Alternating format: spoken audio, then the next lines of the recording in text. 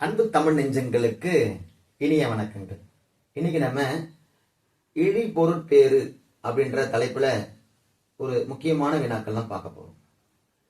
இழி பொருட்பேறு அப்படின்னா என்ன அப்படின்னா, அந்த காலத்துல உயர்ந்த பொருள்ல வழங்கப்பட்ட சொற்கள் கால மாற்றத்தின் காரணமா இழிந்த பொருளை தந்துச்சு அப்படின்னா அதை நம்ம இழி பொருட்பேறு அப்படின்னு நம்ம சொல்றோம்.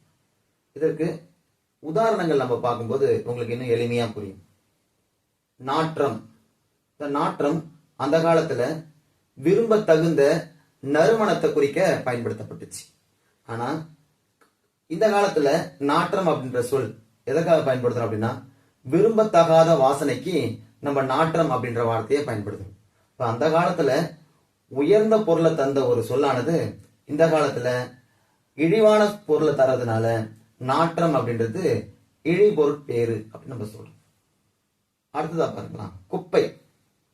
குப்பை அப்படின்றது அந்த காலங்கள்ல குவியல் அப்படின்ற பொருளை தான் கொடுத்துச்சு. அதாவது இப்ப நம்ம பொண்ணையே குவிச்சு வச்சிருந்தா அதை நம்ம என்ன சொல்லணும் அப்படின்னா குப்பை அப்படின்னு அந்த காலத்துல சொன்னாங்க. ஆனா இந்த காலத்துல குப்பைனா என்ன அப்படின்னா தேவையற்ற பொருளை நம்ம குப்பை அப்படின்னு நம்ம சொல்றோம். அப்ப அந்த காலத்துல உயர்ந்த பொருளை தந்த ஒரு சொல்லானது இந்த காலத்துல இழிவான பொருளை தரதுனால இந்த குப்பை அப்படின்றதும் இழி பொருட்பேறு அப்படின்னு நம்ம சொல்றோம். நன்றி, வணக்கம்.